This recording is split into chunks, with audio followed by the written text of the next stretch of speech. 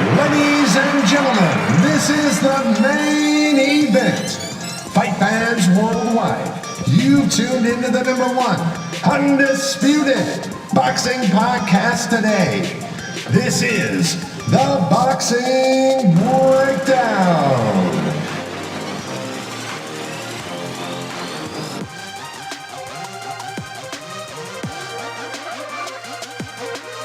Now, your heavy-handed, hard-hitting host, Mark Roxey.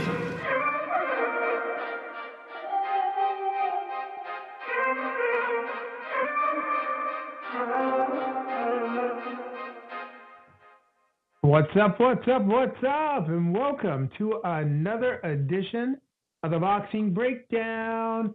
I'm your host, Mark Roxey, and I am here with my partner in crime, Mr. Harold Hunt and Cutman Vic. What's up, guys?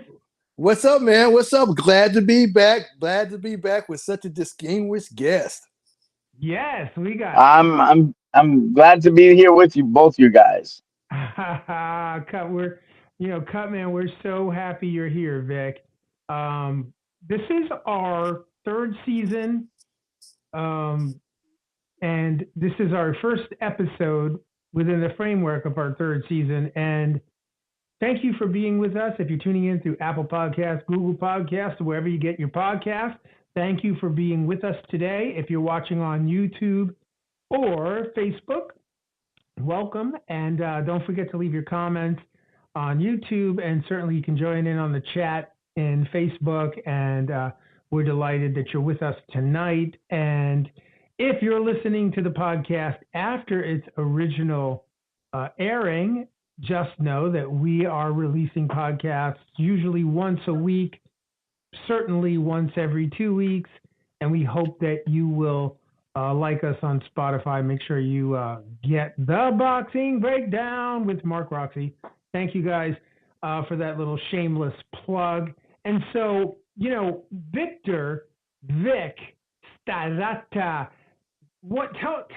tell the listeners, first of all, how have you been? Because the last time the Boxing Breakdown listeners heard you, we actually you were probably like one of my first podcasts in the first season. And to be honest, that podcast is one of the most listened to podcasts of all the Boxing Breakdown. Everybody wants to know, like, what's in the life of a cut man? Oh my God! Come on, bro. So tell us, what's going on these days? Lots of traveling. Okay. Lots of traveling. Lots of work. We set a record in Riyadh season for the WBC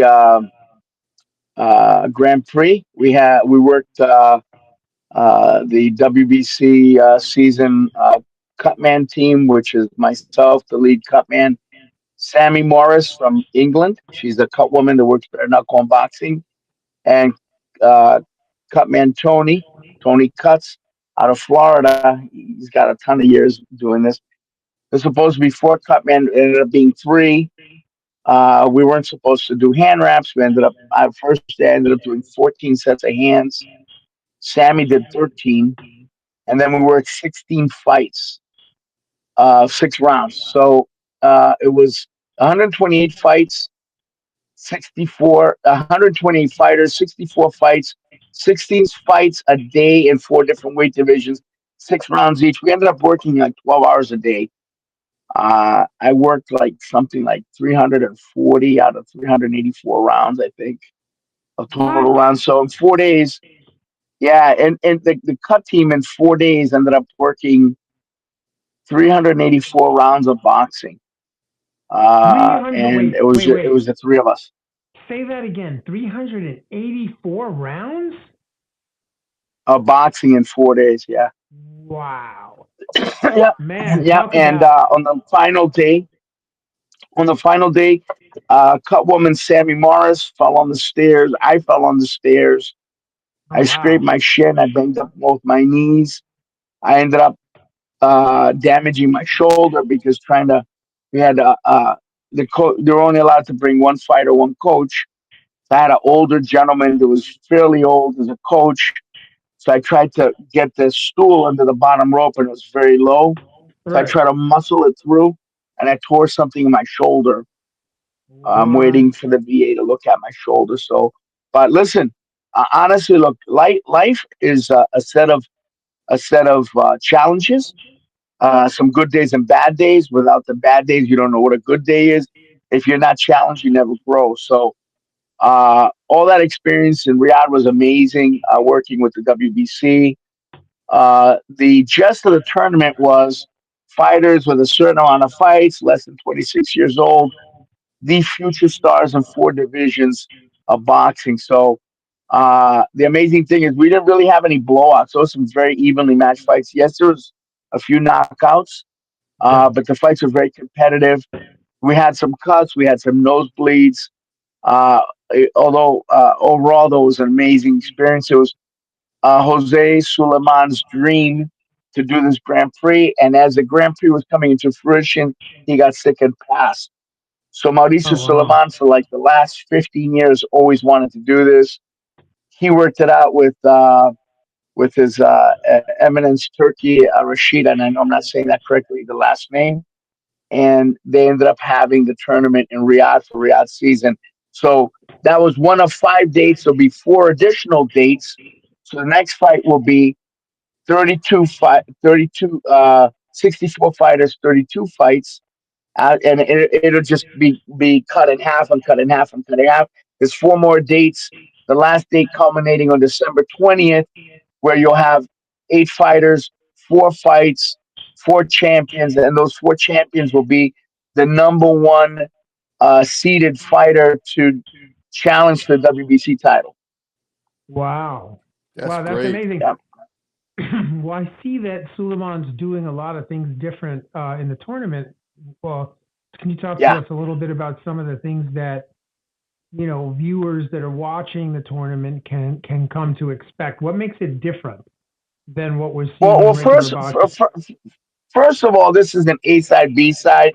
Let me put you in with a sack of potatoes or a tomato can. These are like very evenly matched guys, very evenly matched fights. So the matchmaking was very good so far that I can speak of. The other thing is they have the judging is brought out after I believe the second round. You know exactly how it's scored every round. So the fighters and the coaches have a sense of urgency. If you're not doing well in the fight, to make some adjustments and win. And then there are no ties. So if you have a draw, then they go to the enhanced scoring of each round. Like the guy who win the round, did he win it convincingly? Hmm. So or not so. So there will be no ties, no draws in the tournament. Wow. Hey, So that sounds Harold, great. Harold. Yep, and they have So alternates. So if somebody gets hurt, they have an alternate there. so So, Harold's a boxing judge, right? So Harold, what do you think about the open scoring? well, I like the open scoring, but what's ironic is I'm on tab to be there with you at the next Dubai situation. So I'll Okay, be bumping up with you. I don't know if I'll be a judge or inspector, but I'm tabbed to be there. And you're scaring the nice. pants off me with this 24-hour, 12 Well, day. you got to remember it was 16 fights, 4 days in a row. So that's going to be cut in half. So we're looking at 30, 32 fights in 3 days. Wow. Okay. So So maybe 10 fights of 6 rounds each. hopefully I'll be there for 10, that. 10, and 12. I don't know. Hopefully I'll be there for that. But the question was, what I think about the open scoring.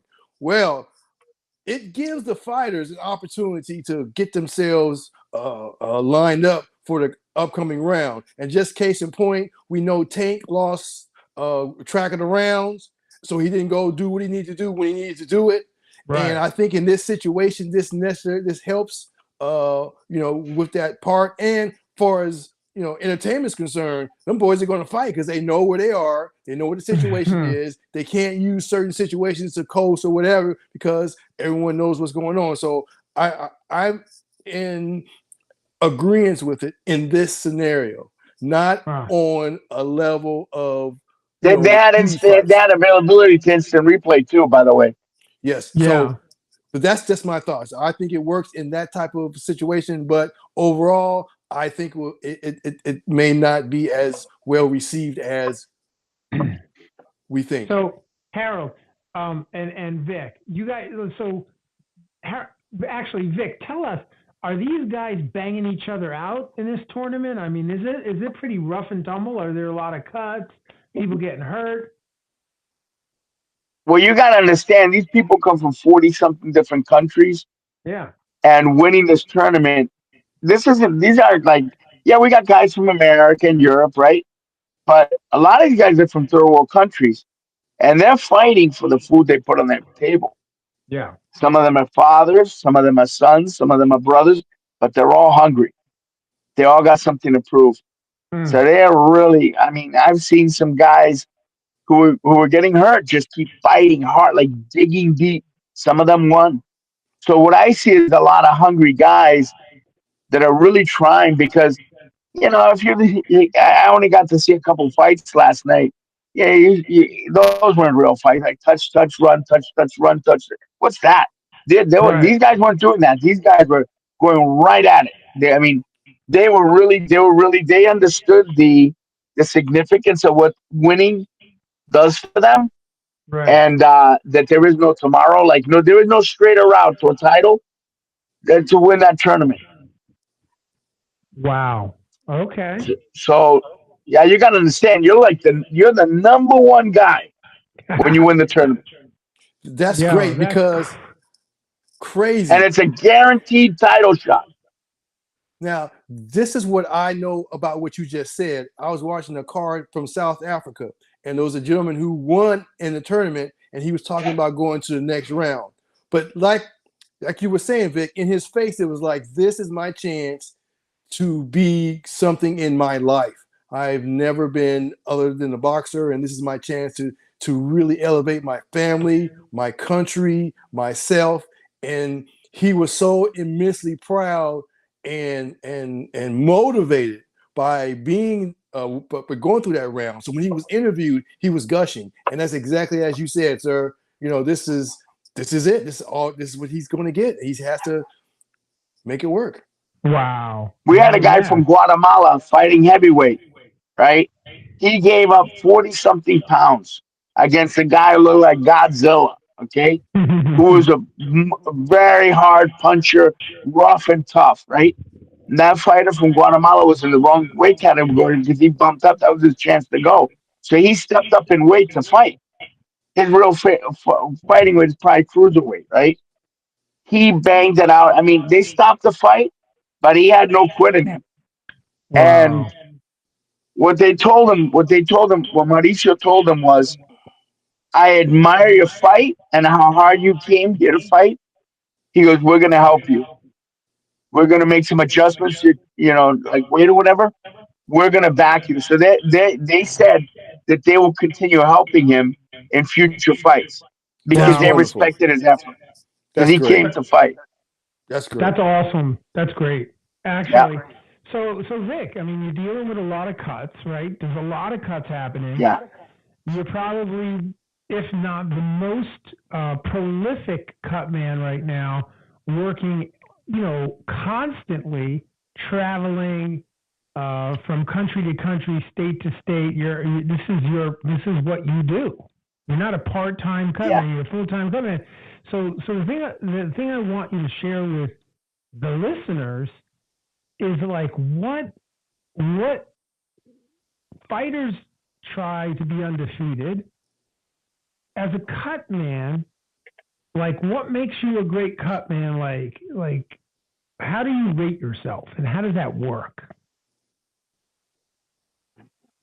Wow, that's a interesting question. So I was blessed to be trained by Billy Briscoe, an amazing cutman out of Philly. And Holla, while I Billy was cut, Briscoe. Oh yeah, Billy Briscoe's an amazing. He was Gabriel Rosado's boxing coach and Who, an by the amazing way, person. one of the guys that gets cut the most. I mean, when he Yeah, was fighting, when he was really active, this guy, his face just peeled off. So that's, yeah. folks, you're talking about one of the best cut men in the industry, one of the most talented cut men and trainers, Billy Briscoe. So go ahead, Rick. Sorry about that. So I was initially trained by Billy. First, I took a course on cuts by Stephen Katz. Stephen Katz was Frankie Edgar's cut man up to UFC 137 in the UFC. So he was a very good cut man. Team Ryan out of New Jersey. And so I learned under. I took a course. I learned under him. I internship under Billy Briscoe. I was Marshall Kaufman's cut man out of King's Boxing. But I was blessed as I was coming up to have Mo Morales, who was the senior cutman at Kings, sit with me during fights and teach me stuff. And I sat in his fights. I also had Danny Davis do that with me. I also had Billy Briscoe do that with me. So not only was I working my corner, I had them giving me tips in between rounds where I sat in their corners. Then I had Aaron Navarro out of Houston, Texas, one of the three top cutmen in the world, uh, teach me a lot of stuff. I spent time with Nacho Beristain in Mexico, Quintana's right hand man during the pandemic. We traveled Wow. all over Mexico. And we go to where they fight roosters, palenques. They take out the dead roosters, the dead pit bulls. They put in a ring, and then we work. So I did that during the pandemic, and then um, I came back to the States, and then I was with Miguel Diaz at the top ranked gym. Miguel is probably one of the best cut men ever. Not probably, definitely, without a doubt, in my opinion, the best. And I Wow. call him my mi padrino, my godfather. So padrino, every time I come back home, no matter how really good I do, he always critiques me. So there's always, no matter how well you do, there's always room for improvement. So and what made me a lot better was working bare knuckles. So working bare knuckle fights because of the severity of the cuts in bare knuckle allowed me to really to really grow and blossom as a cutman. Oh, Because you got to understand, bare knuckle fights aren't just two drunk guys on a corner. These are skilled MMA, Muay Thai boxers who are fighting with no gloves. So, like Chad Kelly, former UFC fighter, goes out round one, comes back with 6 inch scalp wounds on top of his head. Scalp wounds and ear bleed a lot. So, Chad comes back in with like 4 gashes that long on top of his head, and I only Wow. got 2 hands. We had 4 more rounds. I tell the coach, hey, do you think he can move his head or keep his hands up, please? Because if it's 4 cuts per round, we're going to have 20 cuts before, and this is the first fight of the night. I don't have Wow. adrenaline for that many guys, and I take enough adrenaline for an organ transplant to any fight.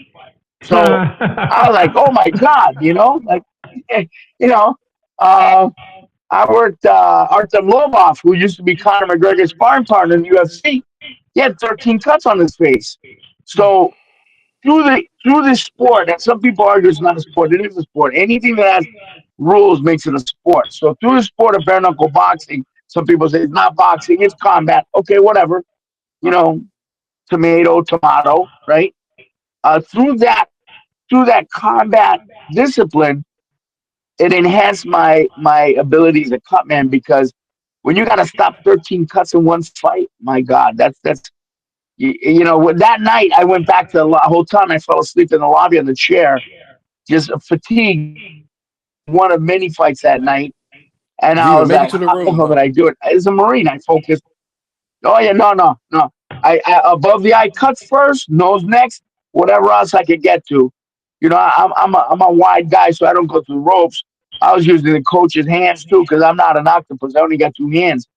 I worked Mark Irwin's fight. If you look at Mark Irwin versus Tenori, ESPN was making fun of Mark Irwin because he had a hematoma on the side of his head, right? He fought with broken jaw in 2 spots, broken orbital socket, fractured nasal cavity, and a punctured eardrum. And I kept him in the fight all the way to the end. He was the world champion. It was a world championship defense fight. You had a So punctured eardrum, man? through the discipline, huh? Punctured eardrum? Punctured eardrum. He had dark Oh, black blood coming out of his ear. yeah. Yep. That's messed up. So Balance, brother. That was his so last in the last round that happened as the fight so ended. so what do you do so well? I mean, what's your calling card? I mean, what discipline in the process of closing up cuts or what have you that you do so well that that is your wheelhouse? Um, Look, some people say that I'm better than everybody else. Okay, let's say that. Let's say I'm better. But it isn't that I'm better. It's because my experience through bare knuckle boxing gives me a degree of experience. I do in one night of bare knuckle boxing what a busy cut man in boxing doesn't do in 4 years. That's No facts. lie. That's facts. Yeah, yeah. Bare knuckle has more cuts. I mean, you're absolutely right. And the other thing is Brutal, brutal. Vic, something that I don't think the listeners really get, and Harold, I'm sure you know this, but Vic has had how many fights roughly have you had in your career thus far? Come on, I know you're keeping track of it because you're a So Marine. so right now, I got 2,300 Wow. and 40 2,347 fights where my fighter has been cut and none of my fights have ever been stopped. Not a one of them. What a If they record. came to the corner and I worked on the cut, they went back out to fight. Wow, that's a great record. Yeah, man. So Yeah. here's the deal: you're undefeated. Uh, You're undefeated. it- If you've got the way I look at it is, look, I can't stop nobody can guarantee it. And the funny thing is, nobody will ever remember all the fights that I kept the guys in the fights. Fights like Joey Beltran, with tons of cuts. Just some amazing, amazing, uh, courageous fighters that I kept in the fight. They'll never remember that. They'll remember the night I couldn't stop the cut. Yep. All right. So, Incredible. listen, we're so happy that you're here, and I'm actually really grateful that you're here tonight because for those listening in, we had probably one of the most spectacular weekends of boxing that I can remember. I mean, we had fights on Friday night, Saturday night, Sunday. Tonight, I believe Inoue's fighting, right? Is that right, Harold? Absolutely. Yeah, 8 o'clock. man. The Japanese monster, baby. What's a one E- in a generation fighter like Pacquiao or ES- Mayweather? Exactly.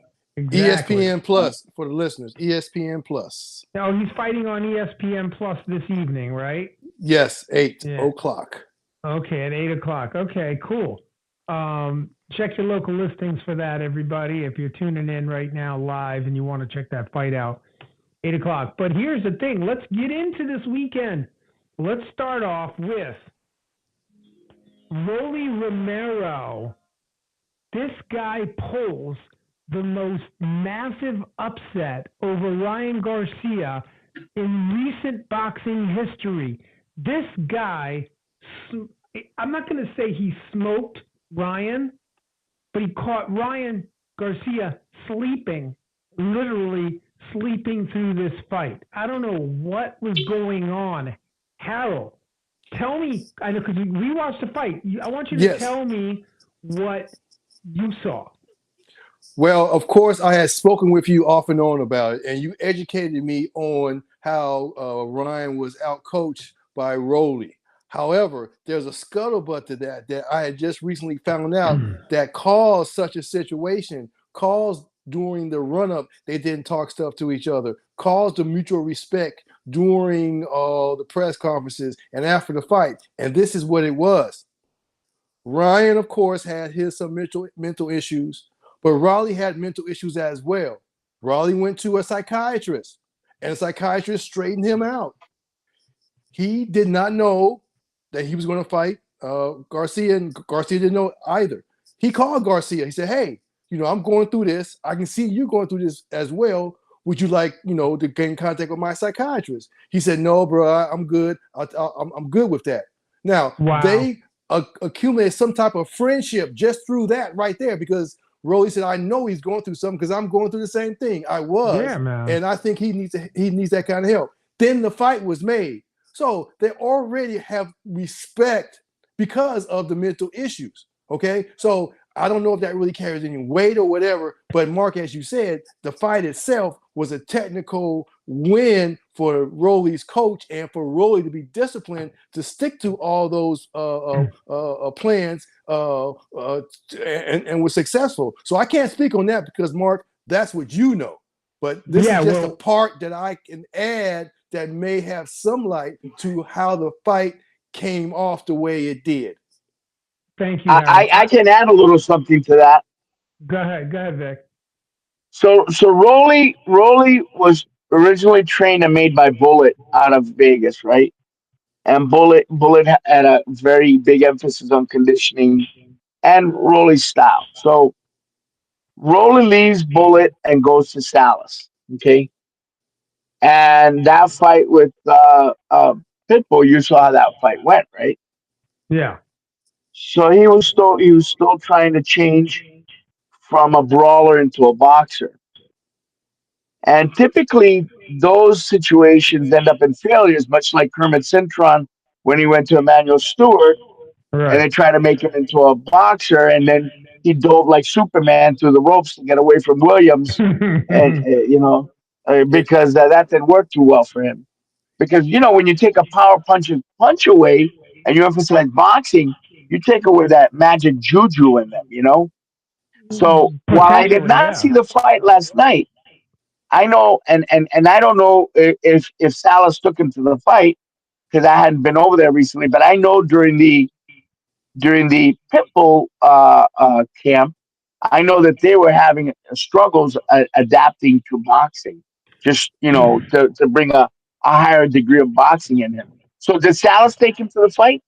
Okay, so Harold and Vic, let me answer your question, Vic, but I want to preface your question by saying that makes it even that much more incredible what Rolly did, because Rolly comes out in the first round, and basically they're both sizing each other up in the first round. They're both shooting in the air. Nobody's really engaging. There's no engagement at all in round one.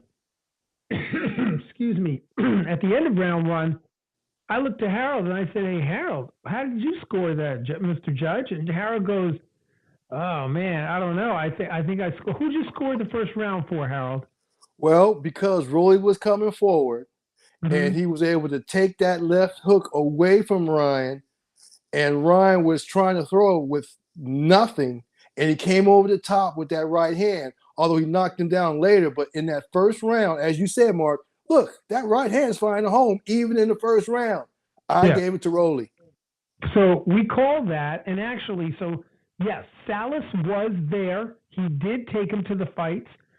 I was totally blown away at how skillful Rolly was, knowing, because I was in the arena when he fought Gervonta Davis, and Gervonta caught him with the exit shot, slipped out, and there he goes down, and the arena went nuts. I was there, so I saw his carelessness in that fight. This was not the same Rolly. This guy was patient. He stayed on the outside. He used his stick. His jab was brilliant, and Stab to the the body. the Stab to the story, yeah. body. So we were talking about that early in the fight, and I was saying to Harold, that stab to the body is going to get it done, because he kept stabbing Ryan right in the sternum, stabbing him in the stomach, and this is what he was doing, folks. Hopefully, you're enjoying what we're talking about here, because this is where, like, I saw something in the fight that I thought was, I don't know if Salas gave this to him, or I know the stab was a Floyd thing. Harold and I were talking about that. It's something that he maybe reverted back to learning from Floyd back in the day. But I'm going to tell you right now, he was taking his jab hand, Vic, and everybody just envisioned the fight. Ryan's trying to land the left hook. Ryan Okay. can't land the left hook because Rolly is jabbing the hand of the hook. But not only is he jabbing the hand Oh, wow. that he's hooking with, but he's jabbing to the outside of the glove. So if I had my slow-mo, I could show it to you. He's literally jabbing the glove. The next jab is coming across the arm. And as the fight gets closer, as the two fighters get more in, combat position, which we call, a step or a step and a half, where bad things happen to us, he's jabbing to the outside. So, and he's kind of putting some cover on his shot. So it stops Ryan Garcia from being able to shoot the hook whenever he wants to at that perfect distance. And that was something Oh, wow. that was something that it wasn't just once or twice. This was a repetitive, skillful tactic that they used throughout the whole fight. And I'm not sure if the other pundits, the other, podcasts, I haven't heard anybody on ESPN, I haven't heard anybody talk about that. But for me, I'm looking at that thinking, brilliant way to take away that, that devastating hook. Yes, and yes. To make it even better, Vic, Rolly's jabbing, Ryan Garcia is not jabbing. When Ryan Garcia finally starts to jab, he's too much in a hole anyway, and he's got nothing left. And now Rolly's hitting him with the right hand over the top. And, it's just, we talked about the knockdown in round 2, but I just saw that fight slip right out of his hand. Vic, if you would have saw the fight, you really would have been like shocked. Yeah, let me add to that. Please. Yeah. Also, go ahead, Vic. Vic, before you answer, let me add to this so you can speak on it. He was on the phone the whole fight.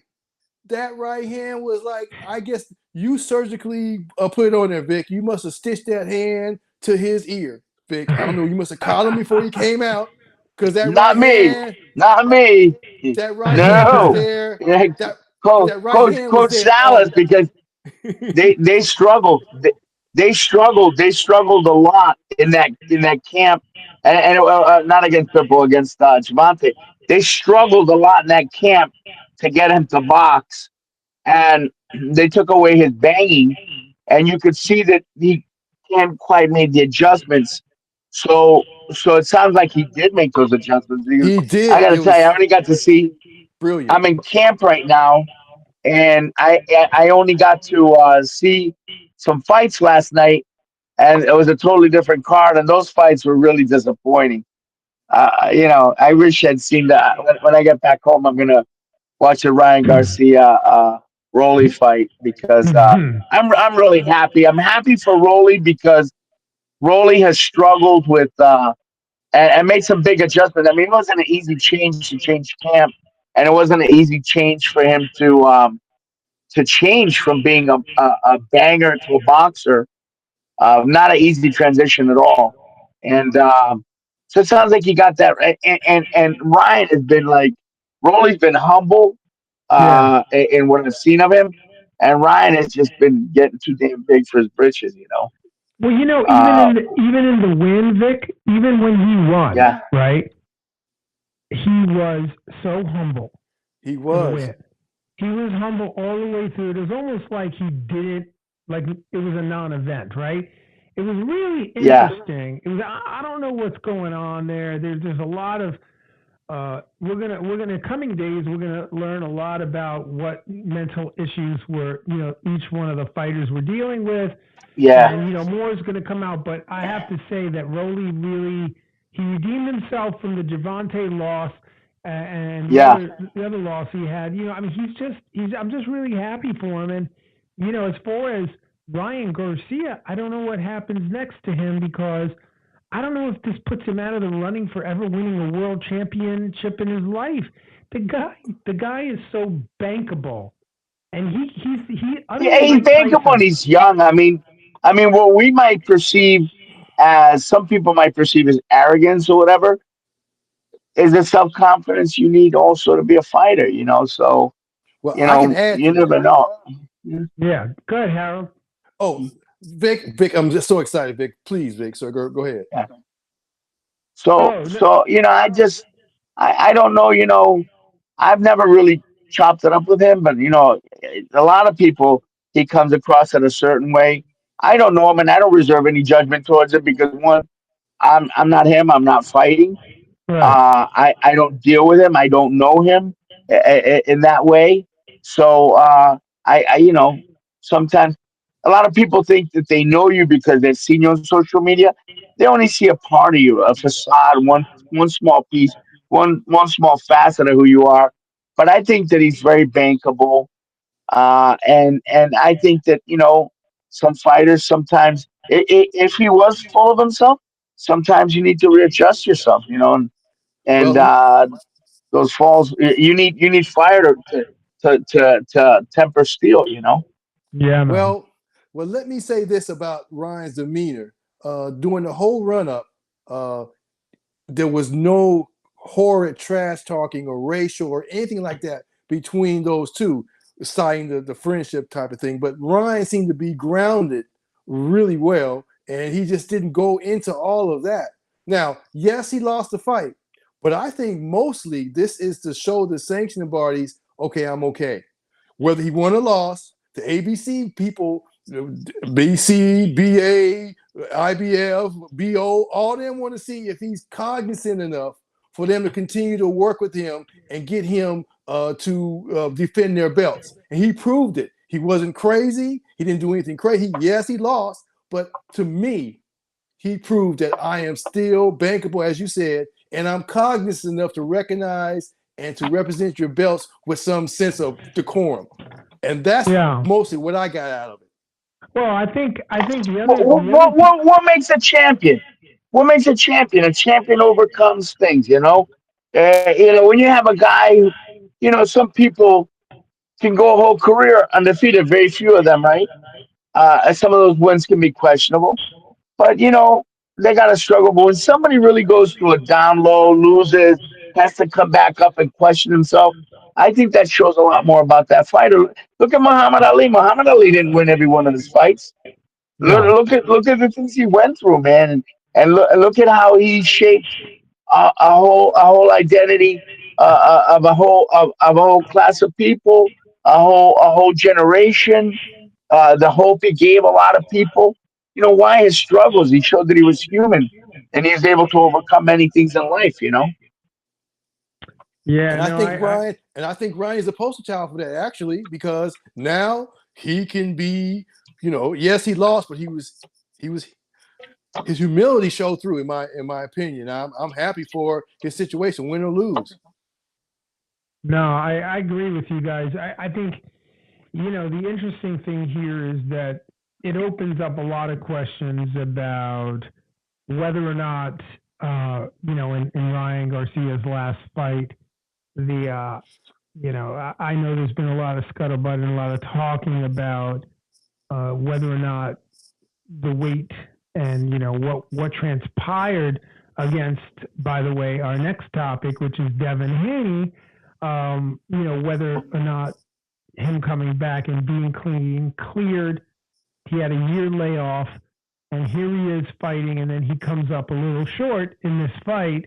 That opens up a lot of discussion about The what drug. happened in the last fight, and also it kind of sets the tone for the next fight, which I believe Devin Haney and Ryan Garcia will have their rematch. They will have their day in the ring, and Devin Haney They have last to. night. They have to have a rematch. Yeah, because even There Rolly has said to be when a he rematch. won, please, yeah, I won, but I think if you remember, Mark, he said during his Yeah, when he was speaking after he won, I believe Ryan and they need to go ahead and have their big fight, yeah. Rolly knowing that Yeah. did he say that in ruined the post fight right, press knowing that he conference. ruined he just pissed in the Cheerios for him. But Yeah. he said it. Well, Well, I think the likelihood of that rematch being made now is much higher because now he has lost, so now all of a sudden, then maybe the other camp will think that Good the talk. chances are different. Good Yeah. point. well, Good point. well, Good point, Vic. Yeah. yo, and it brings up the fact that Devin Haney's lackluster victory against Ramirez, the other night, you gotta, I don't know, man. Yeah, I The have an fans idea on were that not too. happy about Not that. at all. He looked shell shocked. You know how you're in the military or what have you, and I Yeah. Oh can't say yeah. the word PTSD, whatever that was. PTSD. Yes. Okay. So what I saw was this. He didn't want to engage. His feet were all over the place. He was just frantic. He wouldn't engage. He wouldn't stand in front of him. He wouldn't do any of that at all. He said, I got to get this win. I don't really care about, what the fans are looking at. I have to win this fight so we can get to our next piece. But in doing so, it did not look good at all. It was he might have been dancing with the stars. His feet were all over the place. He had no center. He didn't stand in front of him, and it was all over the place. They say it's one of the worst fights, as in uphill, in recent history. Well, it was supposedly Oof. ranked. It was ranked as the least amount of punches thrown in recent history. So, they didn't Wow. throw a lot of punches. And Ramirez, it's interesting because Ramirez, I don't understand what kind of tactics or how they planned for this fight, but I can tell you that being flat-footed and coming in with flat feet, not really moving too much, doesn't bode well for a tactical approach to beating Haney, right? I don't understand why they didn't prepare a little better for a guy that they knew was going to come in and stick and move. He's got great legs. He can move around the ring, and he basically, he bought a lot of time in the round, which I'm not mad at him for, but Yeah, I can't see. no, but Haney did not. It just was an underwhelming performance and very, very sleepy kind of. Again, it was very similar to Ryan. It was like they both were sleeping. I don't know what was happening, but in any case, I think the fans suffered because Haney fans and Garcia fans both just didn't get their they didn't get their fill of their I champion saw one boxing. fight last night. Yeah. Pardon me? One of the fights I saw last night was like that. Yeah. Really? Yeah, big championship fight last night. We're gonna So, get into that one too. That's one of the next things we're talking about, I'm sure. Well, yeah, we are. We're so getting into. Harold, did you yes. want to say anything else about the Haney fight before we move on? The only thing was he got what he needed. Yeah, he did that. He didn't lose. I mean, I wonder if they both lost, would they still fight? I mean, would they? I think they would, right? It's a bankable fight. It's going to generate. I mean, to be honest, I'm really interested in seeing these two guys clash at lock horns because I really want to see, this right being, hey, I've got a lot of thoughts Wrong. about this fight. Yeah, I want to see This the wrong being wrong. right.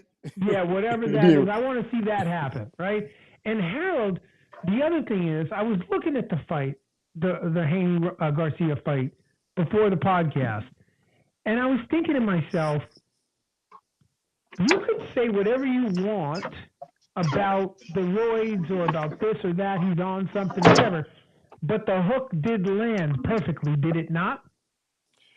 It appeared to be, but I didn't see that any. Hook, I watched It it wasn't. 10 times. The hook landed perfect. I mean, whether There was no whip, but there was no whip behind it. It was no velocity. It was placed, but there was no whip behind it. Are you talking about? I'm talking about the fight with Devin Haney. Okay. Well, No, the I'm Devin sorry. Haney. I'm talking about the hook that Ryan Garcia landed against Haney in their fight. That hook landed. Yes, constantly, and it had a lot of whip to it. And Torque, whip, speed. my theory, Harold, is you can't knock somebody out, right, Vic? You can't knock somebody out more. If you knock them out, if you hit them with a clean shot like that, they're going down. You can't knock them out. Can I just say something, guys? Yeah. Can I just say something? So first of all, right at this level, okay, if you don't think that people are doing whatever they can to win, you're not being realistic. Between peptides and pro-hormonals, people are taking things that today are not illegal, but 6 months from now will be. So they take things, they change one molecule, right? And today it's legal. 6 months. If you're not prepared for whatever the other guy is doing, you shouldn't be in the pro level. So, uh, and PEDs aren't necessarily enhancers, and I'll tell you why. In the beginning of the fight, they are. However, they make all muscle mass get bigger, including your heart. So when your heart gets bigger, your chest cavity doesn't. So what does that mean? On a quick sprint or first 2 or 3 rounds, you're going to have some improvement. However, as the fight goes on, your heart's not going to be able to pump all that blood out before it starts filling up. So PEDs on a long fight are not necessarily an enhancer. And if you're in the pro level and if you think that the other guy is not doing whatever he can to have an edge, you're not being realistic. Good point. Stay ahead of the curve. Stay ahead of the test. Not only Listen, is that a good point. yeah, Not only is yeah. that a good point, but as far as I'm concerned, when I went back and rewatched the fight, the hook landed perfectly. So he went down on a perfect hook, right on the jawline, perfect hook. So whether he's on PDs or whatever, I mean the hook. I'm not even. I wasn't there, so I don't know. I didn't test him. I don't know anything about that. But what I know is that he went down. He went down off the hook. It was a clean hook, and c'est la vie. Hopefully, in the next fight, it won't happen. And one of the If the two punch is going didn't land, you wouldn't have been knocked down. That's my So, point. so people say, "Oh, defense." No. Let's get a reality check. Effective defense, because if you're moving like the Matrix to avoid punches, right? That doesn't mean Yeah. you can hit the guy. Right. Effective defense means you're avoiding the punch or parrying it, and you're in a position to hit the guy right away. That's Yeah. effective defense. So what's lacking today? Right. Today, coaches have guys sparring within 2 weeks. In my era, when I was younger and I boxed, right? You didn't spar for 6 months. Why? One, you needed to learn how to walk. Two, you needed to be able to stop punches, defense, right?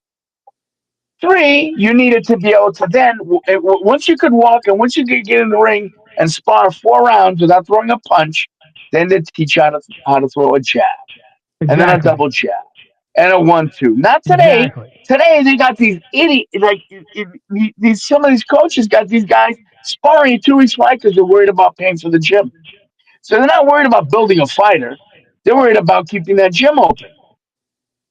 So the amount of time it took to make a fighter, well, hey, what did they say in the old days? A good jab will take you around the world. How many guys got a good jab today? That's right. Or a jab that That's changes right. levels? Right. I got a friend of mine in Reading, PA, who teaches like 11 types of different jabs. A And coach out in Reading, Pennsylvania.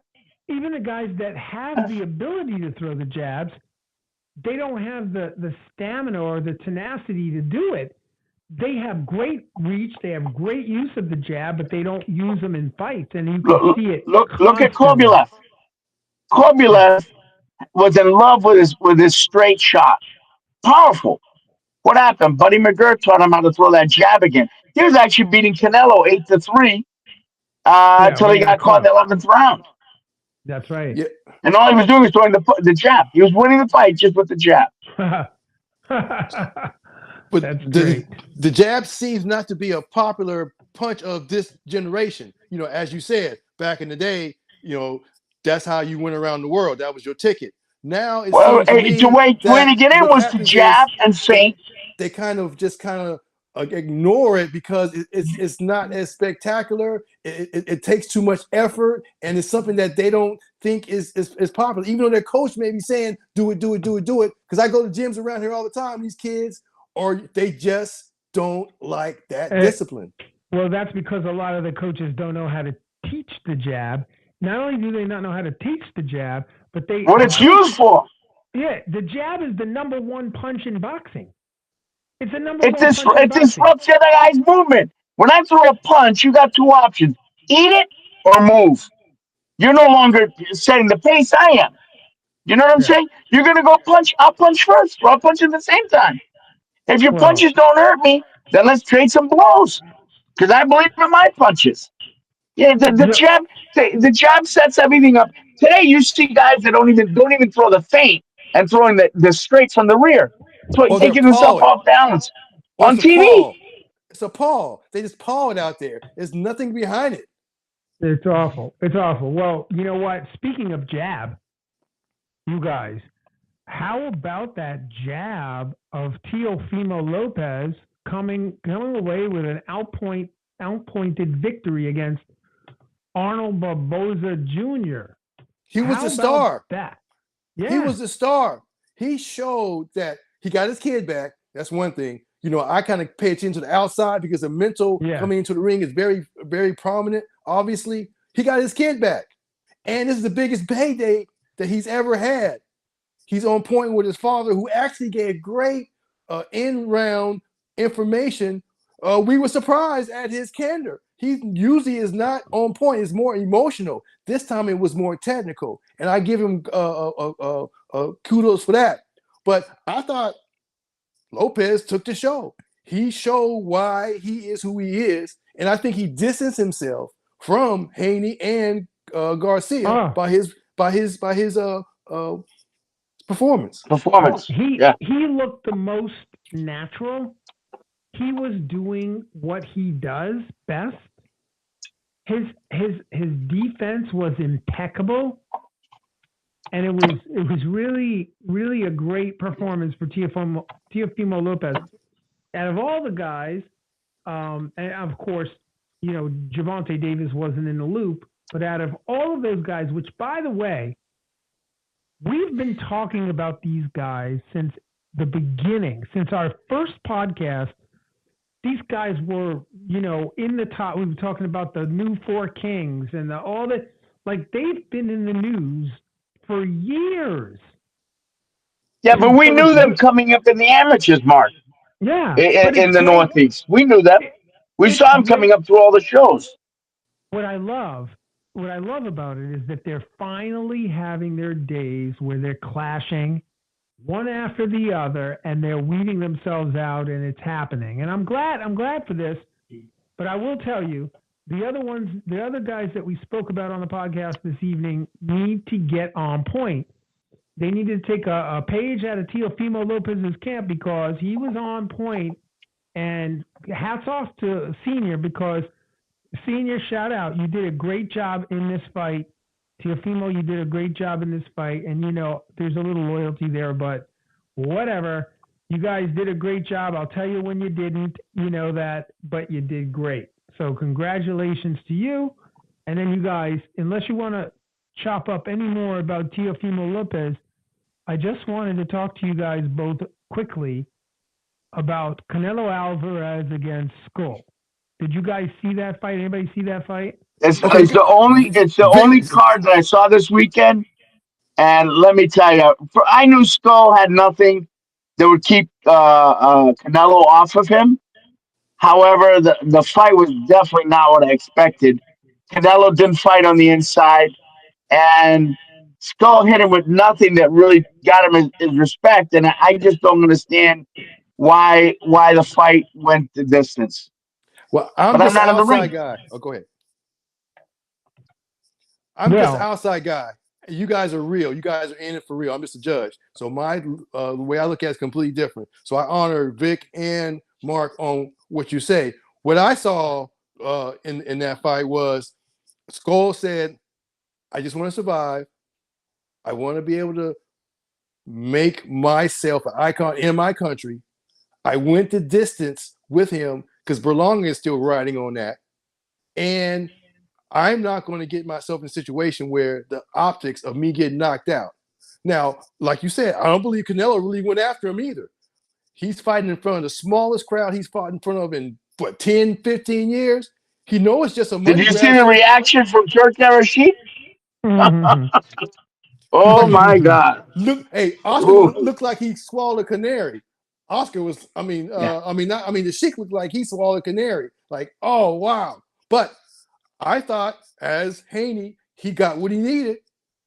He got the other belt, and he had to Listen, get it guys, back. this is But just a did he tune-up. really? But did he really win it? And did the other one really fight like a champion? Well, I No, the other mean, one did not. Skull.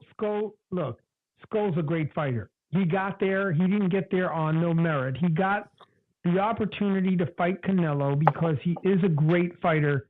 His style is unorthodox. He fights with his hands down half the time. He pulls out with his hands. He lunges in. When he lunges in, he recovers straight back. So he lunges in and then he tries to cover the distance to get into safety, but he's pulling back. And that's exactly what Canelo, that's like a made fight for Canelo. But here's the To knock him deal. out. Yo, To this knock him fight, out. And it didn't happen. exactly. No, well, it didn't happen, but what did happen, okay, the plot thickens, right? Because what did happen is that Canelo made a very, very good argument for why he and Terence Crawford should actually lock horns. So what we saw after the fight, they already had it staged that Canelo I saw and Crawford was there. Yeah. yeah, Crawford was not only there, they did a face-off. And not only did they do Yeah. a face-off, but that fight is happening, ladies and gentlemen.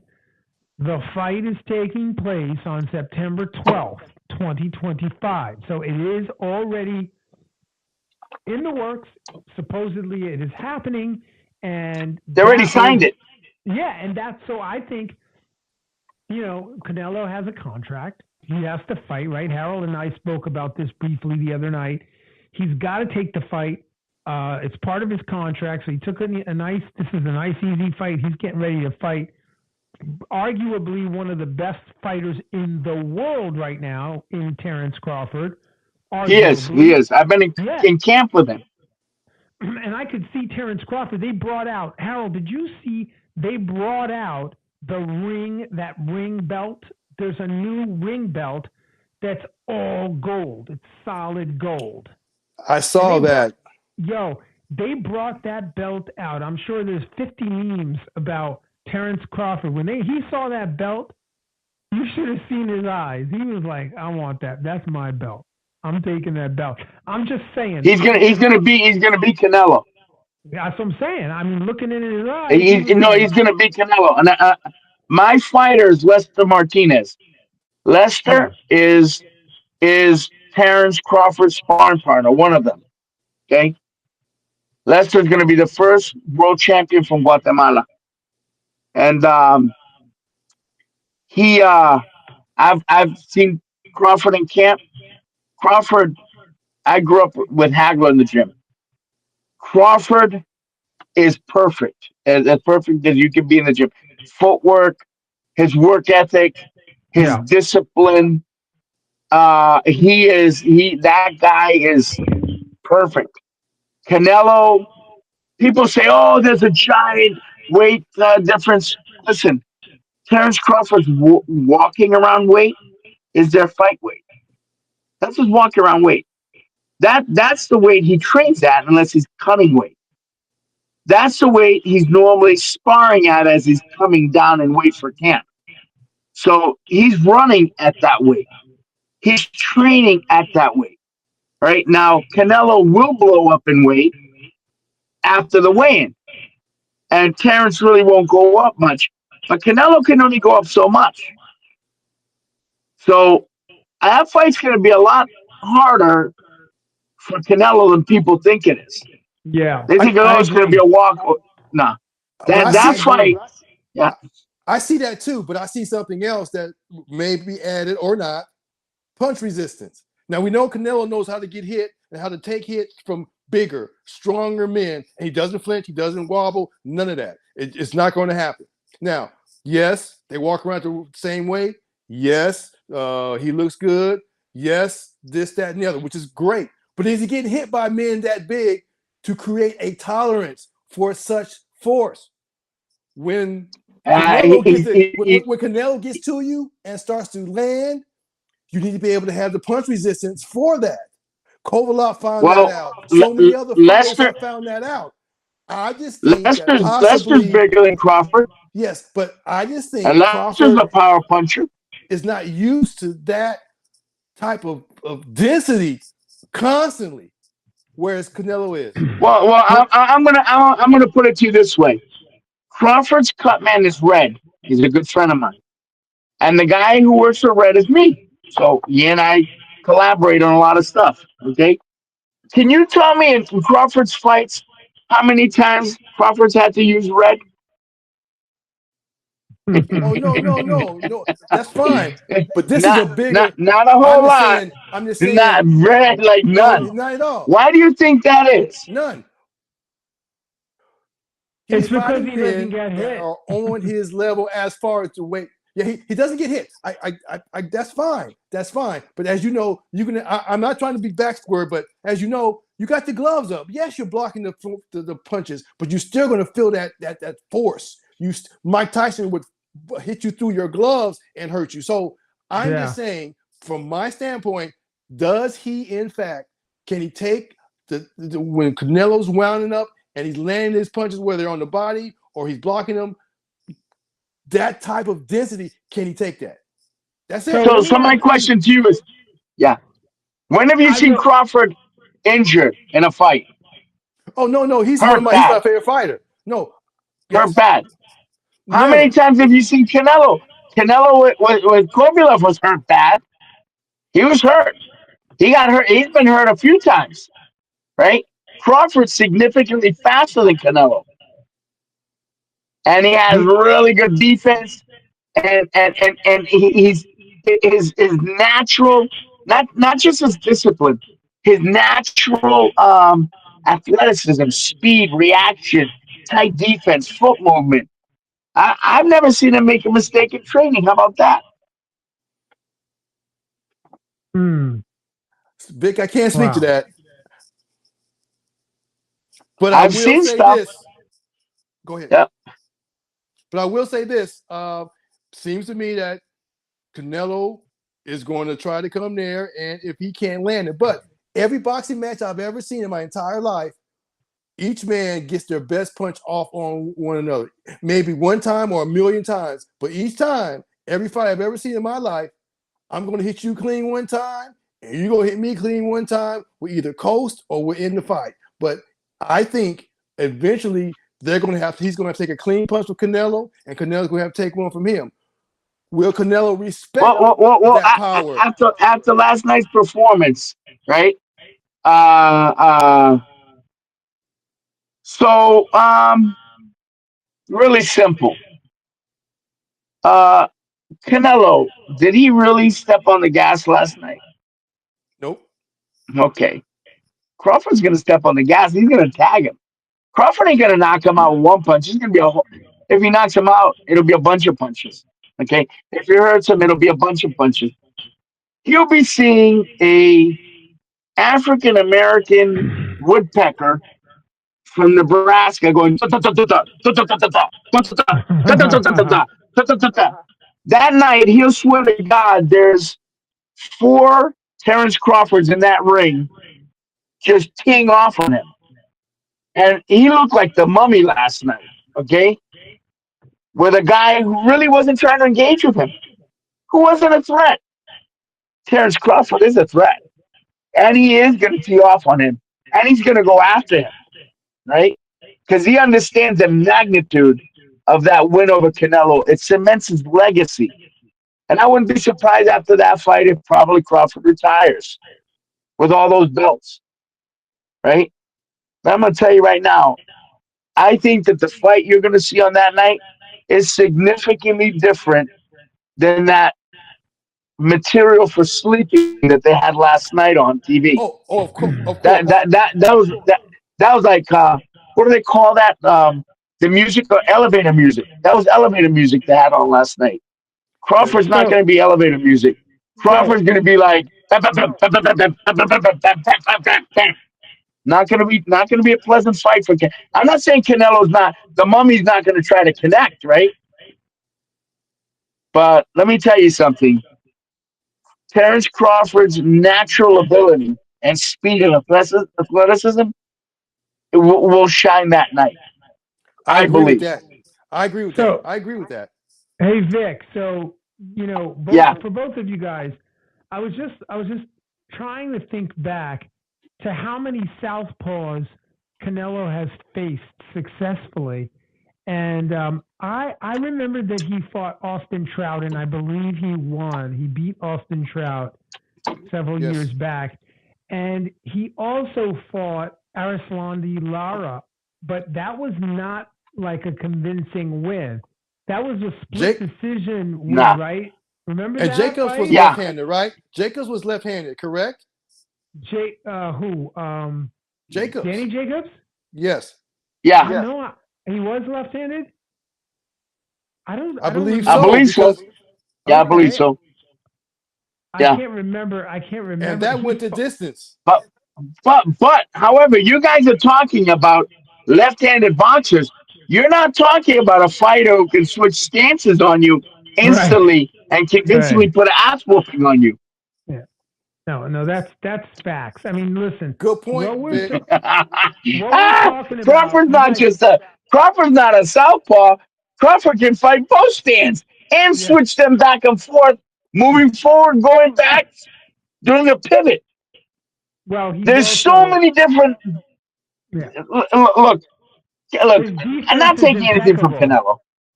Canelo. And I'm not taking anything from Canelo. Okay, listen. Okay, he's not Chavez. He's got to live up to the whole thing. Listen, look. There was something said by a sportscaster many years ago that people really got angry about, but it's a fact. You remember Jimmy the Greek made a fact about genetics in different races. Okay, now African Americans have a higher level of testosterone muscle. Also, they have red tissue and white tissue. African Americans are explosive, typically as fighters, explosive and have higher levels of resistance, right? And you have a guy from Omaha, Nebraska, who is arguably without a doubt, the best pound for pound fighter in the world. And his genetics, right, far outreach Canelo's, even though Canelo's a great fighter, right?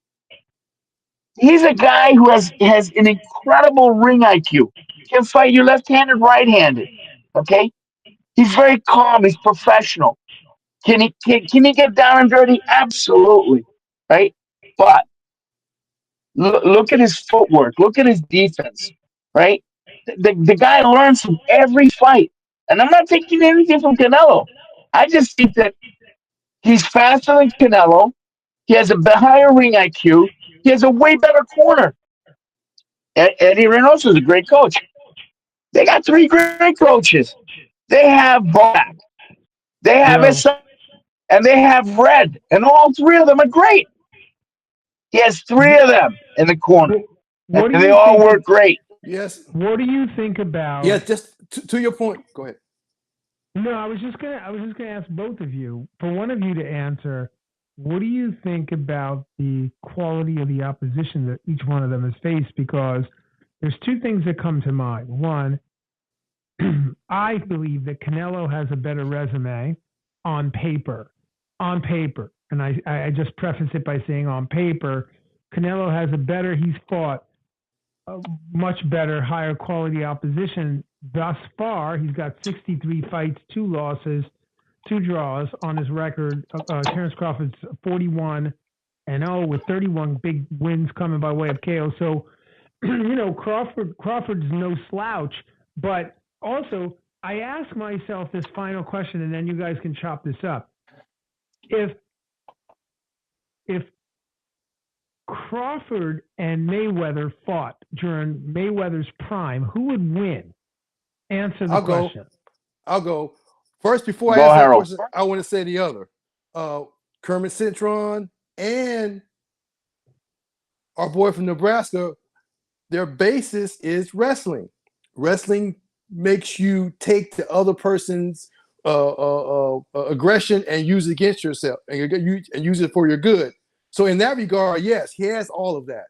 So I think that's something that Canelo may have to contend with as well, even though he may be a heavier man. To your point, Vic, he has that and he has that basis. As far as him beating Floyd at this time, during their prime, the switching never bothered Floyd. And I believe the overall speed that Floyd had would give him the edge. You think Floyd would beat Terence Crawford if they were both fighting at their prime? Yes. Okay. What do you think, Vic? First, the fight would have to not happen in Nevada. That's number one. Number two, it depends which version of Floyd, because the better version of Floyd was not the Philly shell fighter. It was a hunter killer in the center of the ring. As he got older, he got into people's heads. Yeah, and then he would just slip them a little bit, right? It was a different fighter off the ropes. Even so, though, I think that I think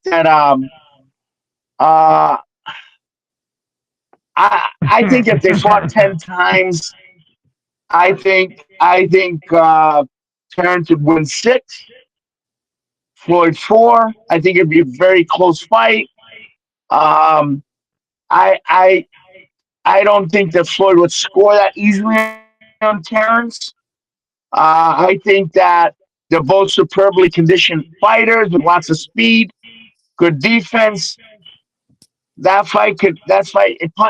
punch can change a fight. So, when Chavez fought Taylor and he lost 12 rounds and caught him in the last 15 seconds, I think power-wise, Terrence has significantly more power than Floyd does. But, I mean, that's a very, very, very close fight. Styles make fights. I don't think you'd see Floyd fighting with that Philly show too much against Crawford. I think he'd have a high guard. Yeah. And you would definitely have Terrence in Bud in Floyd's face the whole night. So, okay, but you got 2 Floyds. I don't know, man. That's a very. You got 2 Floyds, though. You got Pretty Boy, who had the high knockout ratio, and then you got the Money. Okay. Yeah. Now, I'm thinking of the Money of the Pretty Boy, who had the high knockout ratio, who would leap in with that left hook, who would come over the top with that right hand. Terrence is quick, but I believe Floyd is quicker, and he will land. From a judge standpoint, and just in my mind's eye, as you said, I see Floyd winning on points. I don't see either one of them getting rocked because they both are defensively sound. If you're going to land the punches cleanly, for me to score it, as my discipline is, I see Floyd, Pretty Boy Floyd, winning. Money Floyd. I think with the exception of Pacquiao and Floyd fighting 10 years younger, I think that would have been the best fight you could ever see Floyd in right there. Right. The most exciting, the most challenging, the hardest to call, the fans being the same as the same era. I think that'd be an absolute sellout fight. That'd be a very, very, very close. I love Bud. I mean, he's a humble guy. It's just. Vic, you can't be emotional. I don't know. I see it as a very tight fight.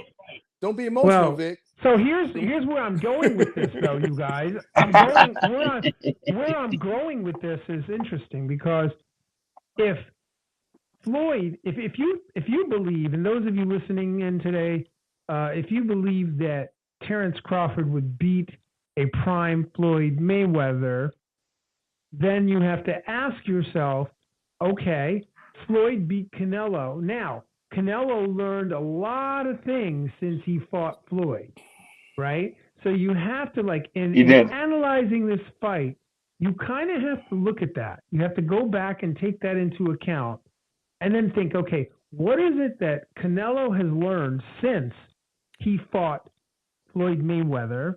And then you look at Terrence Crawford, and that kind of is going to give you a good gauge as to how this fight is going to play itself out.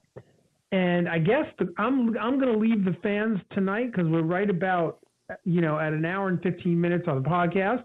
We're going to leave this podcast where it is, and we're going to leave the fans with the question, who wins between Canelo Alvarez and Terrence Crawford on September 12th? Tune in, go on to the Boxing Breakdown, YouTube, Facebook, wherever you find your podcast. Leave your comments. Let us know who you think is going to win this fight. And, we will be very excited to hear your opinions on who's going to win this fight. And Cutman Vic, it has been a true pleasure to have you on with Harold and I. And Harold, as always, it's a pleasure to have you on the broadcast. I love you guys. You're awesome. I'm so excited to be back on the podcast. We've done it. We've taken an 8-month hiatus. We're back. We're doing it. And thanks for being the first Vic on the season 3, man. Thank you so much. Thank you, Vic. Thank you. I hope to see you out there. Thank both you guys. But I think the public needs to know somewhere down the road why you took that layoff, Mark. Yeah. So thank you, Vic. Thanks for poking that out there. For those of you that may not have been aware, I recently, my mom was in a battle of her life with cancer.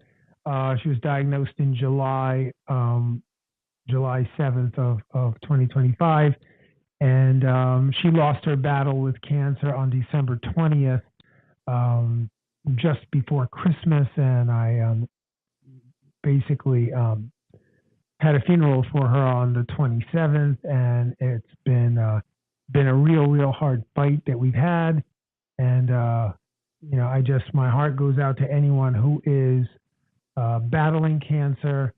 It's a heinous disease, and we need to eat right. We need to take care of ourselves. We need to love each other, and this cancer has to be fought. And so thank you all for everything that you do to fight cancer. And I appreciate all the well wishes. And Vic, thank you so much for being there, and Harold for being there throughout the whole thing. And I love you guys, and that's about it. That's all I got for that.